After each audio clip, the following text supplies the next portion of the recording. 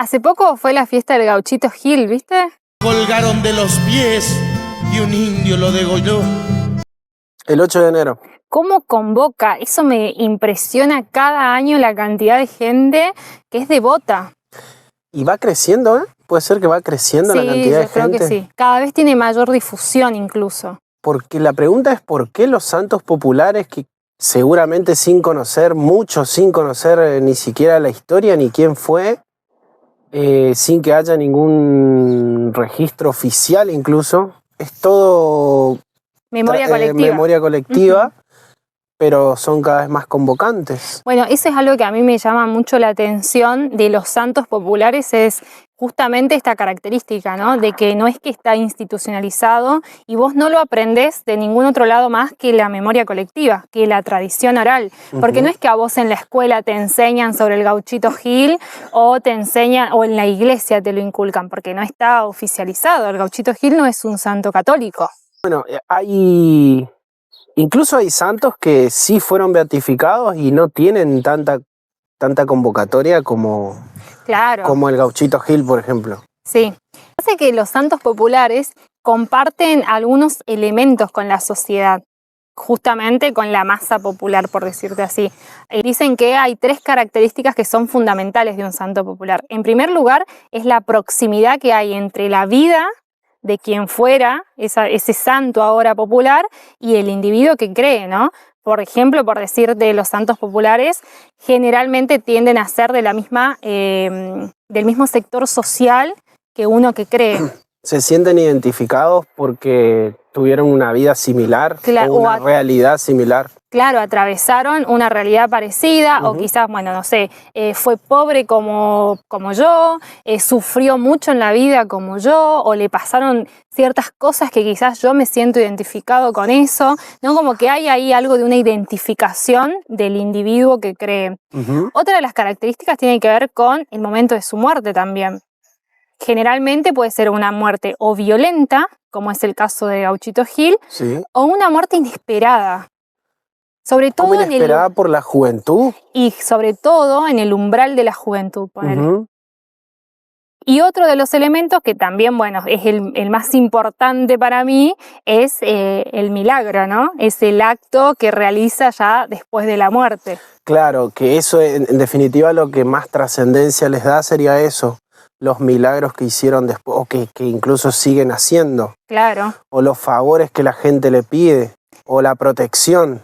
Claro, y ahí está, creo, como lo increíble de los santos populares, cómo surge esa tradición oral de que cumplió un milagro. O sea, ¿quién fue el primero que dijo que el Gauchito Gil hace favores o intercede en realidad, ¿no? Intercede, porque también, dependiendo de la fe de cada una de las personas, suelen conformarse como intercesores ante Dios, por ejemplo. Claro. No necesariamente son paganos estos santos. Claro.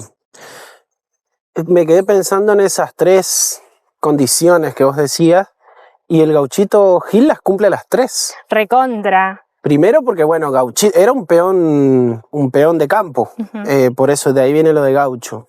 No sé si de Mercedes, de Corrientes, era correntino, y tenía cosas que justamente con las que tal vez mucha gente se identifica, como por ejemplo que le gustaban mucho las fiestas, los bailes. Sí, el vino, el cigarro. El vino, claro, que hasta el día de hoy la gente le deja ese tipo de ofrendas en los santuarios.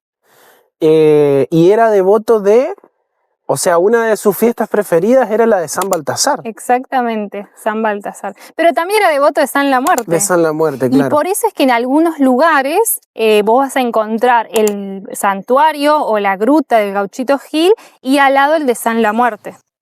Y porque eso a mí también me gusta, que incluso me pasa con los próceres, como que humanizarlos también, porque en definitiva era un gaucho, un campesino, un peón, como cualquier otro, como los que en ese momento habrá habido miles y como ahora sigue habiendo, que por eso decíamos que le gustaba la fiesta y demás, pero hay algunos episodios de la vida de él que sí se conocen bien, como por ejemplo que peleó en la guerra de la Triple Alianza, como que era adepto a la causa federal. Viste que tiene el color, la vincha roja, Claro. esos colores que identificaban a los federales. Y por lo que leí, cuando él, después de la guerra del Paraguay, lo quieren reclutar para luchar contra los federales, ahí es donde desertó y ahí es como que pasa a la clandestinidad, digamos. Y clandestinidad en la cual se fue encontrando con muchas personas a las cuales los ayudaron a él y él también ayudó, ¿no? Porque en esa clandestinidad que empieza medio a vivir como por fuera del sistema, podemos decir, empieza a cometer algunos delitos, ¿no? Que no eran delitos dependiendo del sector del que lo mires, ¿no? Claro, ahí pasa a ser un bandido. Claro, lo que podríamos decir un bandido rural, ¿no? Que asaltaba los caminos, pero que lo hacía para ayudar a su gente. Claro, este método Robin Hood, digamos, robaba a los ricos para darle a los pobres. Y eso fue lo que lo fue construyendo a él, o le fue construyendo una identidad de cercanía con el pueblo, de bondad, ¿no? Bueno, y ahí otra vez volvemos a las distintas miradas, porque no solamente eso lo hizo pasarse a la clandestinidad y convertirse en un bandido, esto de la deserción, sino que además el conflicto con la autoridad, porque desertó, pero además hay una historia ahí que cuenta que como que habría conquistado a la mujer que pretendía un comisario también, o sea, esas historias me encantan. Claro, se juntan todos los condimentos para que sea en definitiva una persona media peleada con la ley. Claro. Y fuera de la ley. Fuera de la ley, como dice la canción. Exactamente, pero dejemos en claro que esto también todo es tradición oral. Es todo tradición no oral. hay registros materiales de que haya sido así. Sos cara dura, ¿verdad? Pero bueno, es una linda historia que elegimos creer, como siempre. Elegimos creer. Y lo de hoy hablábamos de San Baltasar, seguramente que le trajo muchas alegrías a su vida, esa devoción y las fiestas de San Baltasar, pero después le terminan jugando muy en contra también. Así. Porque, bueno, fue justamente en enero, justamente en el after, digamos, de una fiesta de San Baltasar, que, bueno... Destruido por los gajes del oficio nocturno. Claro, lo encontraron durmiendo y culpa de eso lo atraparon. Bueno, también dice la tradición oral de que ninguno de los soldados que estaban con este general que había dado la orden quería ejecutarlo, porque él, al ser desertor, la pena era la pena de muerte, claro, ¿no? La pena máxima. Y ninguno se atrevía a ejecutarlo por toda esta cercanía que él tenía con el pueblo, sobre todo con la gente pobre, ¿no? Claro, porque él ya en vida se había hecho esa imagen. Los subalternos, justamente, que seguramente venían de familias más humildes, claro, y por lo tanto más cercanas, nadie lo quiso ejecutar y se terminó haciendo cargo ¿cómo se dice? Un oficial de más alto rango, que lo degolló. Lo colgaron de las piernas, sería de los pies, y lo degollaron. Bueno, antes de que le cortaran la cabeza, dicen que él le habría dicho al verdugo que rece por la vida de su hijo. Algunos dicen que él le habría dicho que con la sangre de un inocente se salvará a otro inocente. Lo cual el verdugo no entendió lo que quería decir, y que después de haberle entregado la cabeza a las autoridades, volvió a su casa y su hijo estaba enfermo. Él, recordando lo que le había dicho el gauchito Gil, que ahora sí lo entendió. Claro, ahora sí tomó sentido, ¿no? Volvió de inmediatamente al lugar de la ejecución, que es donde ahora se emplaza el santuario, en Mercedes, y en ese lugar... como que juntó la tierra húmeda de la sangre y se la untó a su hijo, y su hijo se sanó. Ese sería el primer milagro. ¿A cuánto? A horas, ponele, de haber muerto, ya hizo su primer favor o su primer milagro. Y esto fue trascendiendo, ¿no? Y las personas ahí empezaron a llevarle ofrendas y se empezó a construir todo este imaginario que hoy en día convoca a miles de personas. Y es impresionante esto que te decía de la trascendencia en el tiempo, que no está institucionalizada. Lo que la hace más increíble todavía, más impresionante. Y lo que te iba a decir del San La Muerte es que hay otra historia que dice que él ya había tenido un enfrentamiento previo con las autoridades en esta persecución que había en el que se ponía precio a su cabeza, y que un disparo habría impactado sobre su cuerpo, pero que lo salvó una imagen que él tenía, o una cruz o algo similar, de San La Muerte, porque él era devoto también de él. De ahí viene la devoción. O eso seguramente alimentó aún más la devoción. Claro, y de ahí esa relación que hay entre Gauchito Gil y San La Muerte, sobre todo en algunas provincias. Por ejemplo, en Salta yo he visto en varios lugares que está Gauchito Gil y San La Muerte. Claro, van juntos. Che, y está bueno porque ahí con esa historia más o menos entendemos cómo surge o cómo nace un santo popular, ¿no es cierto? Porque él era cercano al pueblo, lo mataron de esta forma, como vos decías, las condiciones, de forma violenta, tal vez era joven y la gente lo consideraba alguien bueno y alguien cercano. En Reconquista tal vez estamos mucho más cerca en el tiempo del nacimiento de otro santo popular. Claro, del tío Fardi. Del tío Fardi. El famoso, el gitano, el gitanito, como lo conocen, que es impresionante también la adhesión que tiene por parte de la comunidad reconquistense. Mira, yo conozco un santuario que está en un camino rural, cerca de unos puentes, que cuando la vi no sabía qué era, hasta que me enteré de tío Fardi. Y por eso te decía que a lo mejor estamos en pleno proceso de surgimiento de un nuevo santo, o de que se empiece a masificar. Claro, a masificar, porque Claro. creo que ya es considerado santo popular por la adhesión que tiene desde el día de su muerte también. Claro. Bueno, sin embargo, yo hasta hace poquito no conocía la historia, por ¿Quién es? No sé, ¿dónde está? Es un topo, está bajo tierra. eso digo, capaz que estamos en plena expansión. Sí hay un dato que es muy curioso, que es esto de la tumba, que es su tumba en el Claro. cementerio de Reconquista.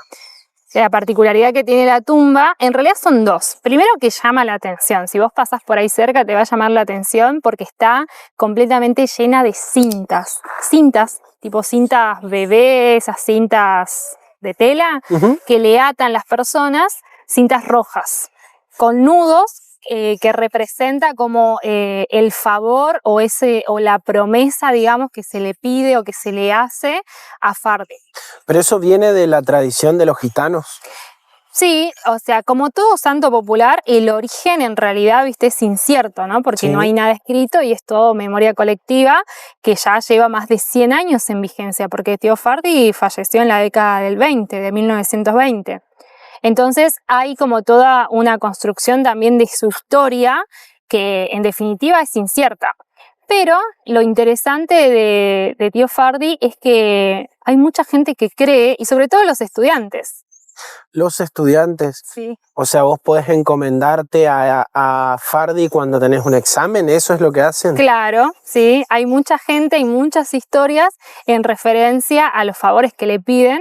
Igual quizás más atrás en el tiempo, o sea, hace unos 10 años o 15 años, era como más frecuente entre los estudiantes.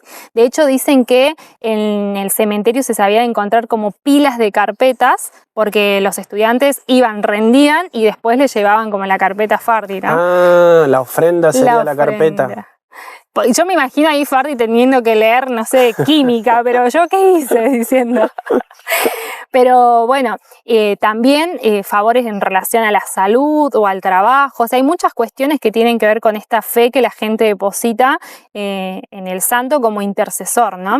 Y bueno, Fardi tiene una historia que en realidad no es tan extraordinaria como la de Gauchito Gil, pero sí es una historia que convocó, o por lo menos la gente de Reconquista la hizo propia.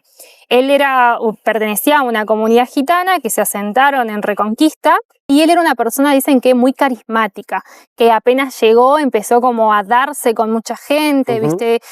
Trabajaba de calderero, o sea, arreglando calderas, de ahí su nombre, que es Fardi Genesco Calderero. No es un apellido, sino que hacía referencia a su oficio. A su oficio, sí. Sí, y que inesperadamente falleció muy joven también. Había hecho una boda él se casaba con una joven gitana, la cual la boda había durado como 2-3 días, y eso también había llamado la atención de la gente de Reconquista. Vos imagínate que de pronto venga una comunidad con una fiesta tan extravagante, si se quiere, y eso también como que había llamado mucho la atención. Y días después nomás de esa boda, él se enferma y fallece casi de inmediato. Otra vez tiene todos los condimentos. Una persona carismática, cercana a la gente, que se muere de forma inesperada. En plena juventud. Claro. Y la parte de los milagros o de los favores. Bueno, eso también es interesante porque esto tiene que ver con la cultura gitana. Si bien los gitanos tienen como una diversidad dentro de su propia comunidad, porque depende de los países que se asientan, hacen como un sincretismo cultural, pero bueno, tienen la creencia de que el muerto, después de muerto, trasciende en cierta medida e intercede ante un ser superior, que puede ser Dios, por los vivos, ¿no? Entonces, en esta creencia que va a surgir de su propia comunidad, en la cual se le van a pedir favores a él, se va a ir expandiendo hacia la sociedad no gitana, digamos, Claro. y bueno, y después la comunidad a la que él pertenecía se fue, por supuesto, que no están más en Reconquista, pero la memoria de él quedó. Y la construcción esta de haberlo convertido en un santo popular.